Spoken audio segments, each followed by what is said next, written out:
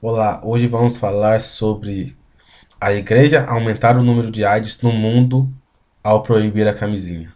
Bom, isso é um brocardo, como se fosse um meme utilizado por todas as pessoas que não gostam da igreja, falando que ela aumenta a propagação de AIDS no mundo por proibir o uso de camisinha. Primeiro, o uso de camisinha é proibido aos católicos, ou seja, as pessoas que são católicas são orientadas pela igreja a não utilizar camisinha porque isto é considerado pecado, como consta no Catecismo da Igreja Católica, do parágrafo 223,51 até o 23,56 e o 2396 também. E além disso, a Igreja Católica não prescreve somente a não utilização da camisinha, mas também prescreve a castidade como um mandamento da lei de Deus, uma vontade de Deus para a nossa vida. E entre a castidade está evitar a luxúria, que é promiscuidade, viver em ambientes promíscuos, evitar a masturbação, evitar a fornicação, que é ter relação sexual antes do casamento, evitar a pornografia, evitar a prostituição e o estupro.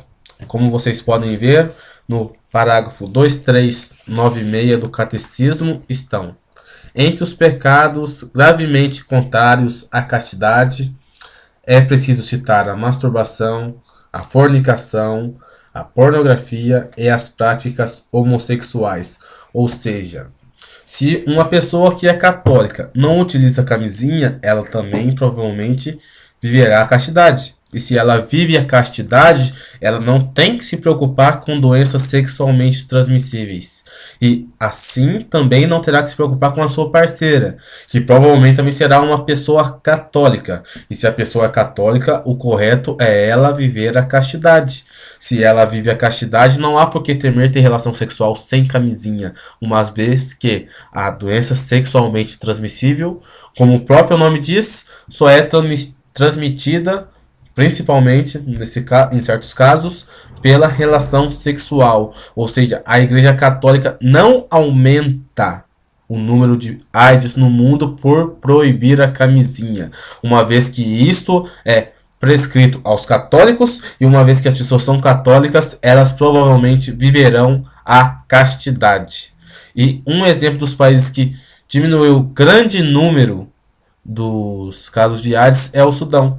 E isso foi feito por políticas públicas que incentivavam as pessoas a não terem relações fora do seu casamento ou do seu relacionamento, ou seja, ficar com uma parceira fixa.